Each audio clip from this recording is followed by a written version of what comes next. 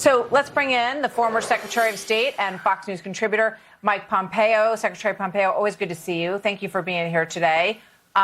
We now are in a situation where there are three special counsels that have, some sort of connection to the two individuals who appear to be the likely nominees of their party for the presidency. What do you make of all these cases, all of these investigations, and how do you think America looks at all this? Martha, thanks for having me on. Today's announcement of special counsel doesn't seem all that special to me. I've been listening to your guests. I think they're precisely right. The fact that it was, in fact, Weiss who signed off on a deal that was unheard of, unprecedented, that the prosecutor had to admit had never been done before, suggests that Weiss is no more likely, with his new title, his new role, to actually investigate the potential corruption of the current president of the United States than he was before he had this title. That's for how Americans stare at this. I think they look at these underlying facts and they watch the criminalization of actions that are being taken, and they're puzzled by it. I know the rest of the world is staring at it as well. It means that we have to have a Justice Department that is clean, that represents the American people in justice, and not as political as Merrick Garland has made this Justice Department under President Biden. When they see that, when they see a raid at Mar-a-Lago and a tip to the Bidens so that they don't find evidence, that's common sense. That's not political. That's just common sense from any simple crime show that somebody watches. They know that's not cricket. They know It's not right, and that's devastating to the central institutions that have underpinned our democracy for 250 years now, Martha. So Americans will look at these situations as they think about who they want to choose for the next 4 years as president of the United States. And you're going to see attorneys on both sides trying to get these things pushed beyond the election timeframe. And it's going to be very interesting to see which side is successful at that and which side is not successful at that. Let's take a look. The former president is complaining about this, which is no surprise. Here's a post from former President Trump.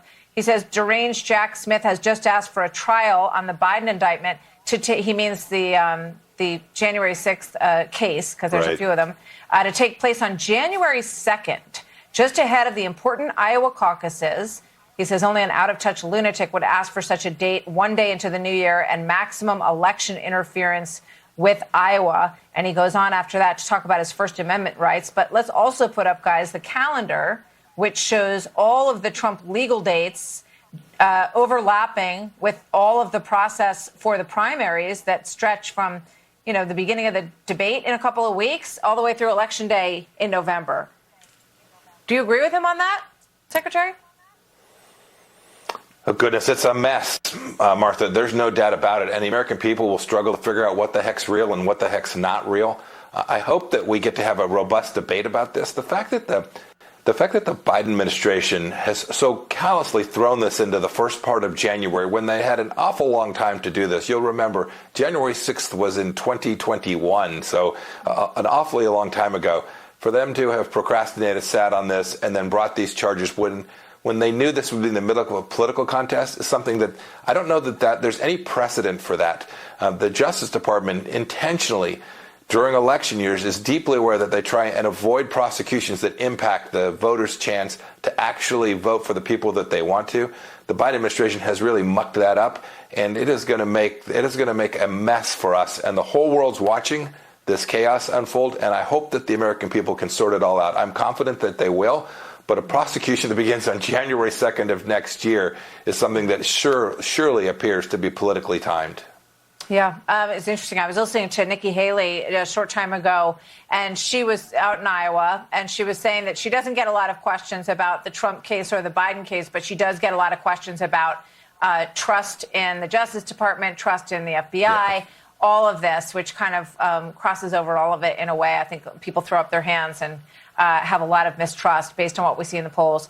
Secretary Pompeo, always good to see you. Thank you so much. Have a good weekend, Thank you, Martha. sir. Have a good weekend. You bet. Yes, you ma'am. too.